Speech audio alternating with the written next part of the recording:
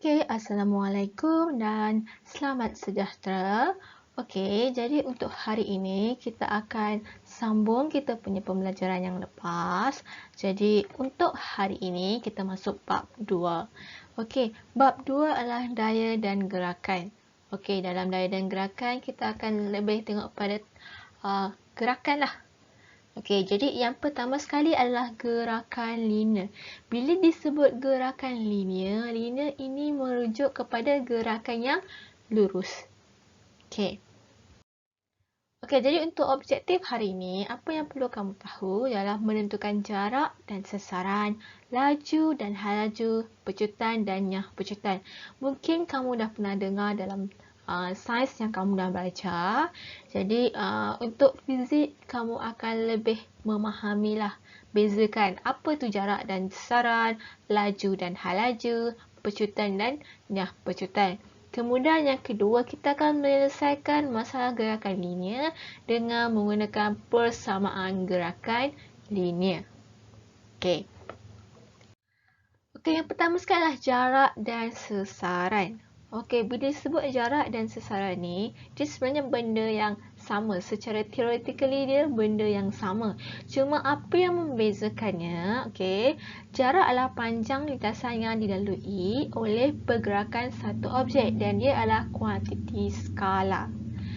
Okey, sasaran pula jarak terpendek antara kedudukan awal dan kedudukan akhir. Jadi makna kata jarak dan sasaran ni merujuk pada jarak.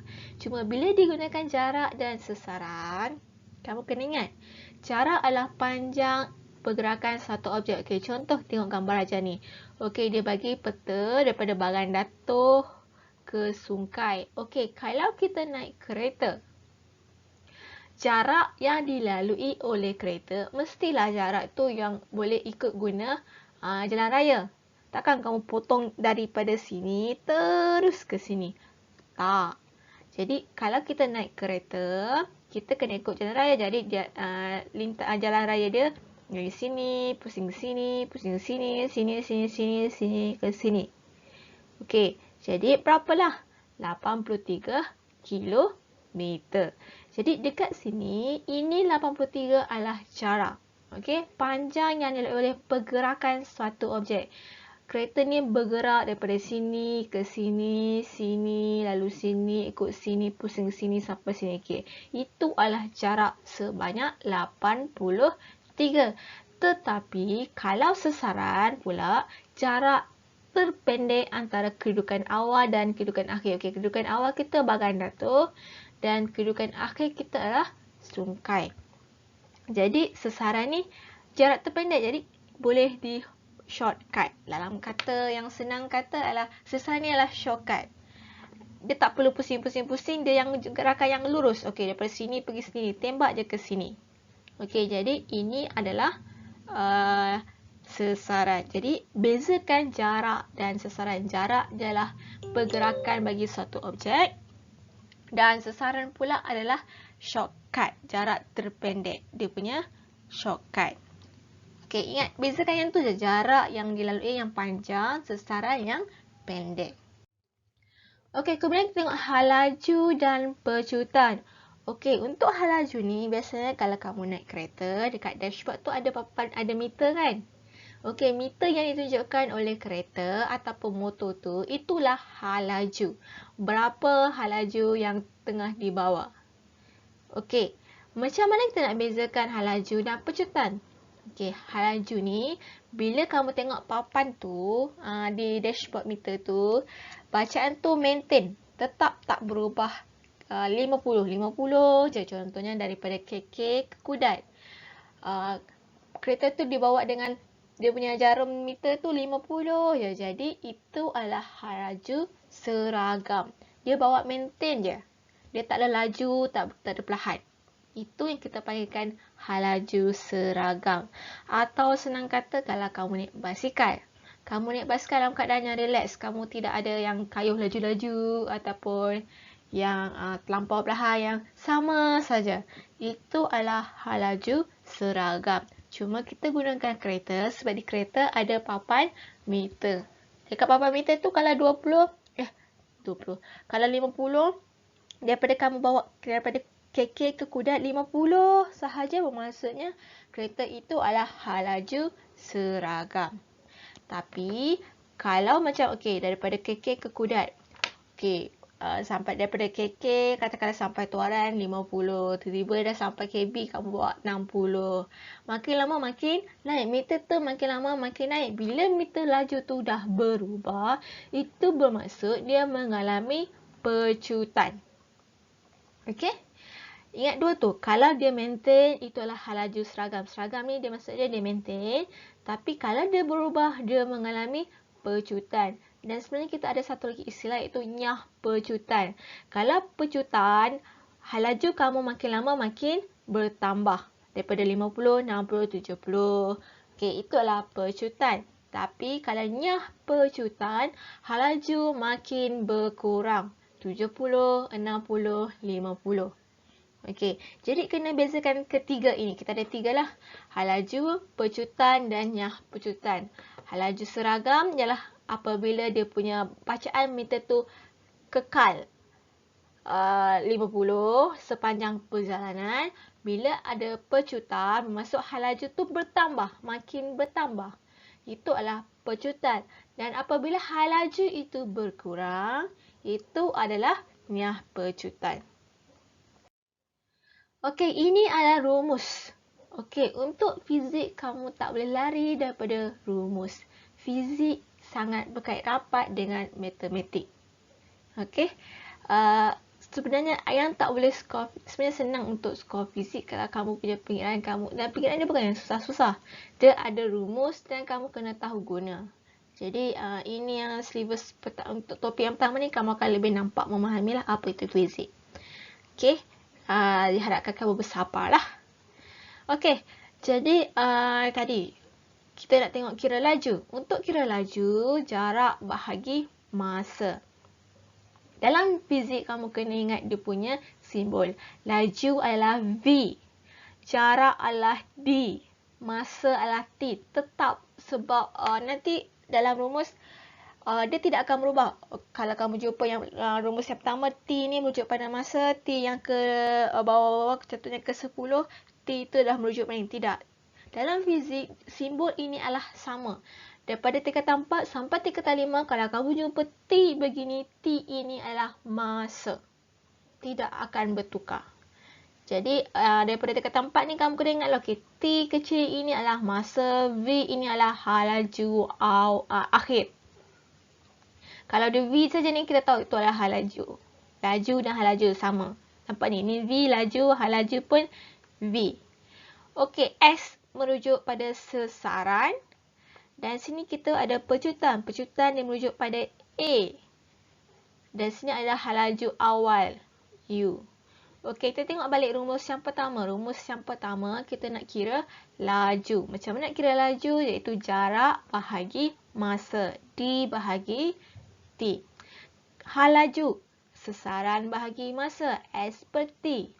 Pecutan, hal laju akhir tolak hal laju awal, itu V tolak U bahagi masa perubahan, bahagi dengan masa T. Jadi ini memang kamu kena ingat. Rumus ni sebenarnya diberi. Kebiasaannya diberi, cuma kamu kena, dia bagi begini je, bukan dia bagi jarak bahagi masa, tidak. Sebab itu kamu kena ingat. Kita tengok contoh yang pertama. Dalam contoh yang pertama, dia bagi pergerakan Razi yang berlari dari A ke B, kemudian patah balik ke C. Jumlah masa yang diambil olehnya adalah 20 saat. Tentukan jarak. Ingat tadi jarak apa? Pergerakan yang dilalui. Untuk jarak, pergerakan yang dilalui, iaitu dia bergerak daripada A ke B ke C. Jadi, jarak dia adalah A ke B adalah 100 dan B ke C adalah 20. Jadi, jarak di sini adalah 120 meter. Soalan yang kedua, B. Sesaran. Sesaran adalah yang paling jarak yang terpendek. Kedudukan pertama dan kedudukan akhir. Kedudukan pertama kita adalah A. Kedudukan akhir kita mana? B atau C? C. Jadi dia minta sesaran itu jarak sini ke sini sahaja. Berapalah? Kita dapat 80 meter. Okey, laju. Ingat tadi, untuk kira laju ialah jarak bahagi dengan masa. Jadi jarak kita berapa tadi? 120. Masa yang diambil adalah 20 saat. Jadi 120 bagi 2. Kita akan dapat 6 meter per saat. Okey, boleh kan? Okey, dan last kali kita ada hal laju. Okey, hal laju adalah sesaran bahagi masa. Jadi, tadi kita dah kira sesaran 80. Masa tetap sama iaitu 20. Jadi, dia adalah 4 meter per saat. Okey, boleh kan? Okay, tengok contoh yang kedua. Okey, selepas mendarat di atas landasan, sebuah kapal terbang diperlahankan sepanjang hal lajunya berkurang daripada 75 kepada 5 dalam masa 20 saat. Berapakah pecutan kapal terbang itu? Okey, dekat sini cikgu nak ajar kamu belajar keluarkan maklumat. Okey, sebuah kapal terbang diperlahankan sepanjang hal laju berkurang daripada 75 kepada 5. Daripada sini, kita ada dua hal laju, iaitu kita ada 75 meter per saat dengan 5 meter per saat. Agak-agak kamu yang mana adalah hal laju awal, mana hal laju akhir?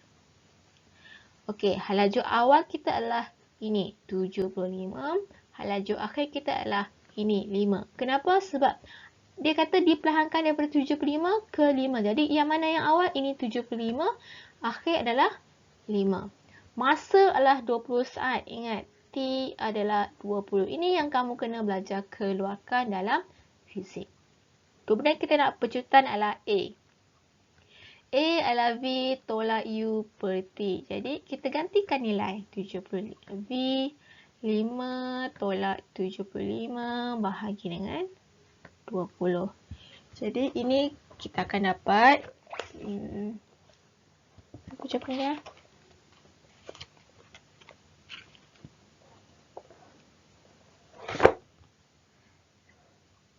Negatif 3.5. Kalau ada negatif, letak negatif. Jangan buang. Okey, boleh kan?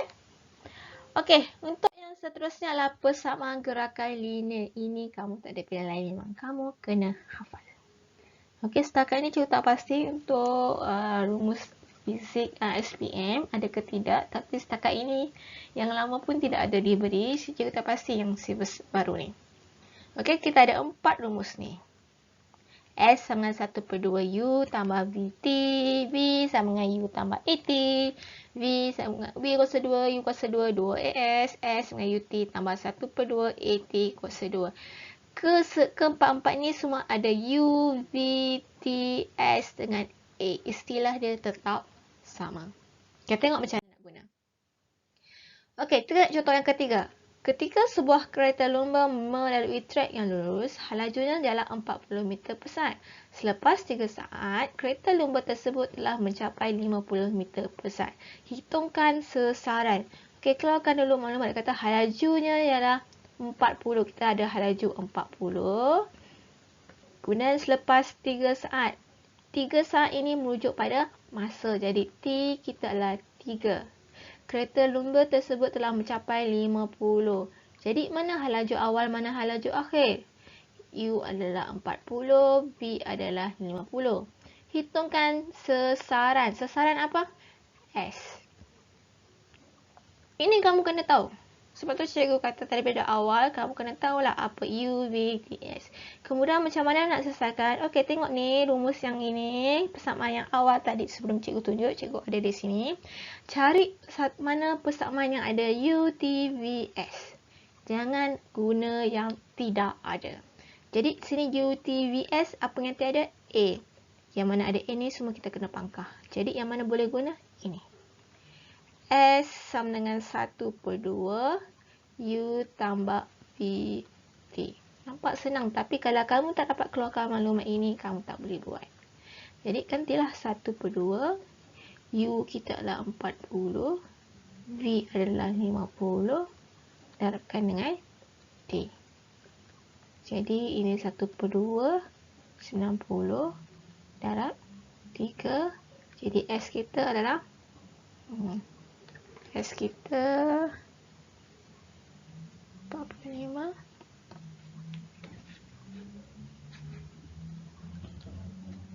Berapa jawapannya? Sorry. 135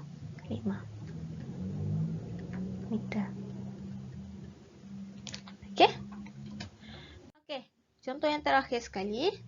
Sebuah bas bergerak dari keadaan pegun dengan pecutan 2 meter per saat selama 5 saat. Hitungkan halajunya selepas 5 saat. Okey, di sini ada trik sikit. Dia kata dari keadaan pegun. Bila disebut dengan keadaan pegun, pegun adalah tidak bergerak. Jadi dia kat sini kita tahu U dia adalah sifar. Sama juga bila nanti ada situasi kamu baca dia bergerak kemudian dia berada dalam keadaan pegun. Pegun adalah sifar. Tengok soalan lah. Sama U ataupun V yang sifar. Dalam keadaan ni dia kata bergerak dari keadaan pegun. Jadi asal dia adalah pegun kemudian dia bergerak.